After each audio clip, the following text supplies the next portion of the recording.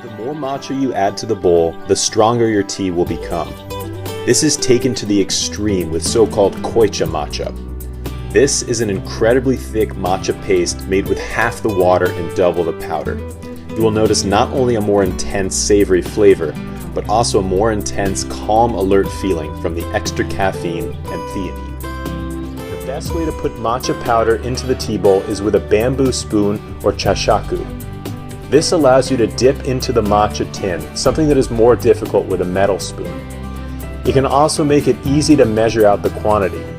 Try to get as much powder as you can on the spoon, and 2 scoops should be plenty of matcha for a nice strong bowl.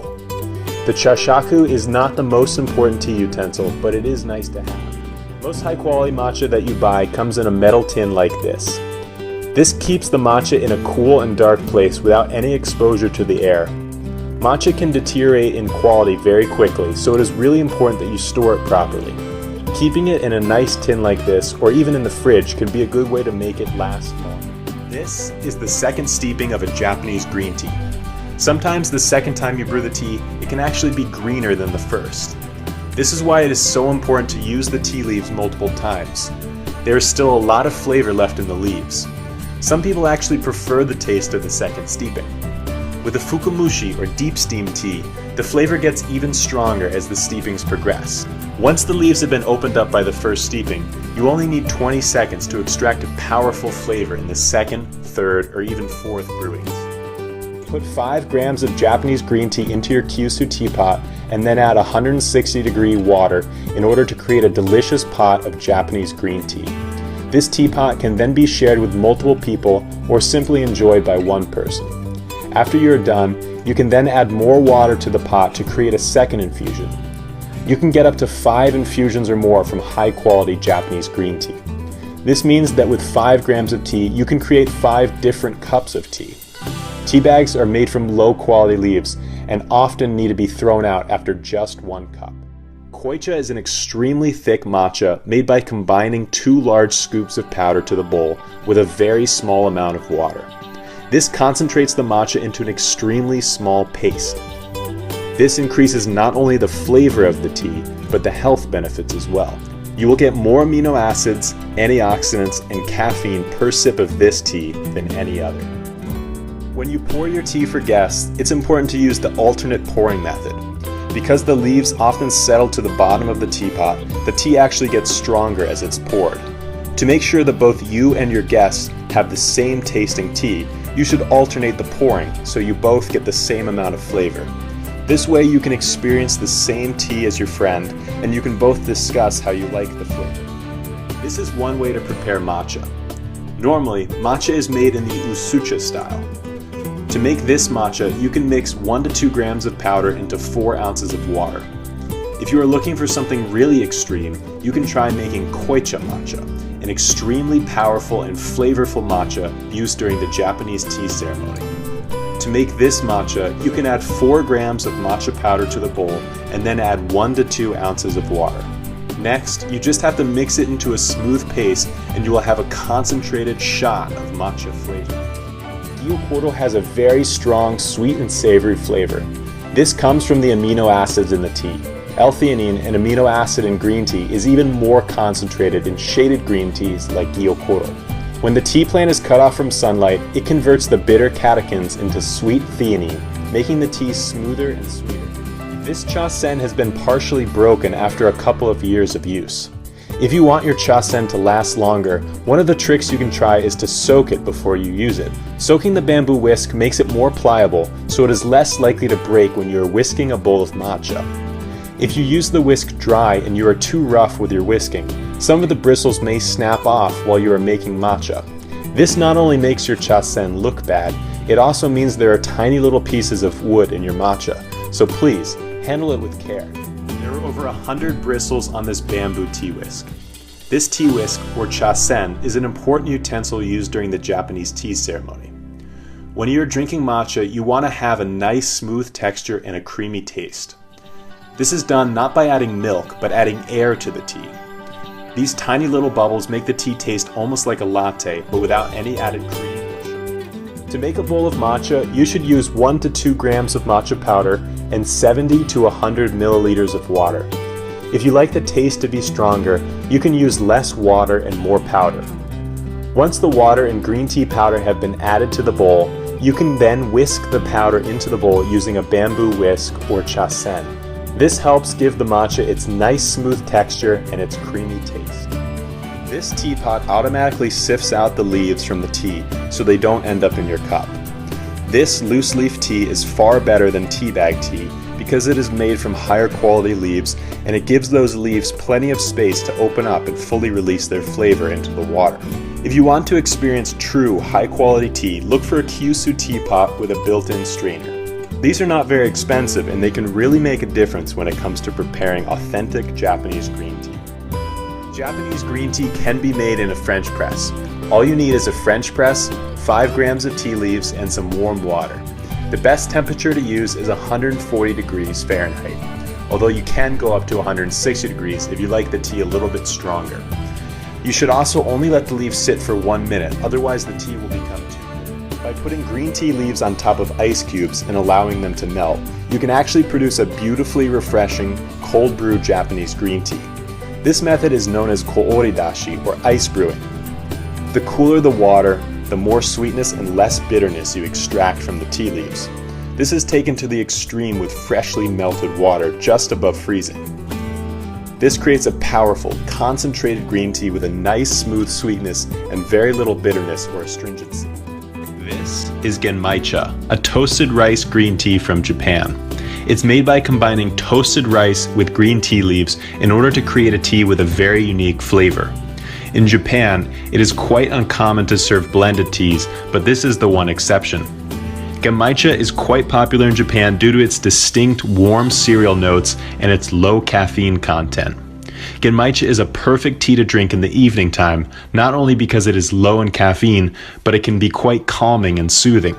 Genmaicha can also be helpful for intermittent fasting because it simulates the flavor of a nice warm bowl of rice without providing any calories. Koicha matcha is a special type of matcha paste used during the tea ceremony. This is made with twice as much matcha and half as much water as a normal usucha. Even though this is typically reserved for the tea ceremony, you can also make this matcha at home. Just use 4 grams of matcha powder and 1 to 2 ounces of water to create a powerful bowl of koicha matcha. This can be a good way to experience all the subtleties of a high quality matcha, but it is definitely not a good idea to make koicha with a low quality matcha, otherwise it will be too bitter. This is the Mafuji Sencha. It's grown here in Shizuoka, Japan's largest tea growing region.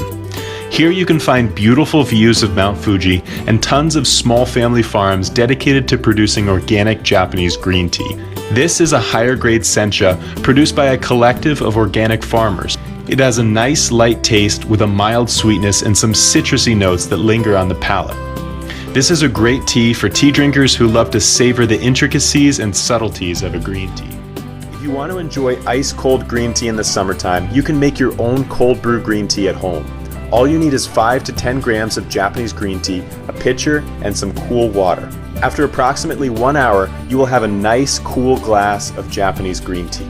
The cold brew tea is naturally smooth and sweet, so you won't even need to add sugar. This tea is brewed with boiling water. Although many people use boiling water to brew green tea, this is actually not such a good idea. When you use boiling water, you extract the most bitter components of the tea, so rather than being sweet and smooth, you're left with a bitter or sour green tea. You can even see that the color is darker as well. We recommend using 140 degrees Fahrenheit for Japanese green tea, giving it a nice, smooth, and sweet taste. This is the Kukicha Yakushima. It's made by this guy, Mr. Watanabe. Mr. Watanabe and his family grow organic green tea on the island of Yakushima, a subtropical island in the far south of Japan. This kukicha is a stem tea, meaning that it's made from the stems and leaves of the tea plant. Stem teas have less caffeine than their leafy counterparts, so this tea works well in the evening. Stem teas can also have a nice alkalizing effect on the body, so they can help aid with digestion. To prepare a matcha, you may want to use these utensils. This is the chazhaku, a bamboo spoon used to scoop matcha into a tea bowl or chawan. The chasen, or bamboo tea whisk, is then used to whisk the matcha into water. This tea whisk is perhaps the most important utensil of the three because it is the hardest to replace. If you have a cha sen, you can just use a regular spoon and a regular bowl and still whisk a nice bowl of matcha green tea. This is called koridashi, a special method of preparing Japanese green tea. This translates to ice brewing, and it is actually a way of making a super concentrated cold brew green tea. As the ice melts, it slowly extracts flavor from the tea leaves. When compared to mizudashi, or regular cold brew, it is much colder and more concentrated because there is less water used. This is perhaps the most important utensil to make matcha. It is difficult to find a tool that does as good of a job as this bamboo tea whisk. This whisk, also called the cha sen, has been used in Japan for hundreds of years and is still used today. The tiny bristles add air to the tea, giving it a smoother texture and a creamier taste. This is important when it comes to matcha, which can taste quite strong if it is not properly whisked. Looking for an ice-cold drink to enjoy in the summertime? Cold brew Japanese green tea can be a perfect solution. This beverage is smooth and sweet with 0 calories. With certain teas, it can even pick up a fruity note when you brew it cold. If you want the tea light and delicate, you can brew it for 10 to 30 minutes, but if you want it to be more powerful, you can brew it overnight as well. Because you are using cooler water, you won't extract as much of the bitterness from the tea. Don't use boiling water to make green tea. This is a very common mistake and it can leave your tea bitter or sour. If you want to prepare a premium quality Japanese green tea, we recommend that you use 140 degrees Fahrenheit or 60 degrees Celsius water. This will extract the smooth and sweet components of the tea without any of the bitterness or sourness. Shizuoka is the largest tea growing region in Japan. This one region is responsible for approximately half of the total tea production in Japan. The landscape is mostly flat with a few small mountains. In Shizuoka, you can get a view of Mount Fuji from the tea fields and also explore a variety of different landscapes. The tea that grows up in the mountains tends to have more minerals, which can improve the taste of the tea. These mineral-rich teas tend to have a tingling sensation on the top of the tongue. Shizuoka is home to a lot of large tea companies, but also a few smaller ones as well. Here you can find some small family farms out in the countryside surrounded by nature. These farmers use organic methods to produce tea without harming the local flora and fauna. In the winter, it gets quite cold in Shizuoka, so the farmers take special precautionary measures to ensure the safety of their tea crop. Do you wish green tea had less caffeine? You can try preparing the tea as a cold brew. Japanese green tea in particular works exceptionally well as a cold brew. The colder water extracts less of the caffeine from the tea, so you can enjoy it later on in the day. Of course, you can also get more caffeine the longer you brew it, so if you want to enjoy the smooth and sweet taste of the cold brew without giving up the caffeine, we recommend that you leave the tea in overnight. This is a bamboo whisk specifically designed to prepare the perfect bowl of matcha. By whisking this bowl of matcha in a zigzag formation, you are adding air to the tea. This gives the bowl of matcha a smoother and creamier taste. When you drink matcha, you want to have a nice sweet flavor, a strong savory flavor, and a smooth texture and taste. This is all made possible by this great bamboo tea. This is ice brewed Japanese green tea. It's very similar to cold brew green tea, but it uses freshly melted water from ice cubes. This ensures that the water is as cold as possible. Colder water extracts less bitterness and more of the savory sweetness that Japanese green tea is known for. Because only a small amount of water is used at one time, it also ensures that the brewing is concentrated. The result is a powerfully sweet green tea that is extremely refreshing, particularly in the summertime. There is a huge difference between low-quality matcha and high-quality matcha. Low-quality matcha is a dull brown color and has a very bitter, unpleasant taste. It's also made from lower quality leaves or later harvests, so there are less amino acids, caffeine, and chlorophyll. High quality matcha has this beautiful jade green color, more nutrients, and a nice smooth and creamy taste. Which one would you rather have?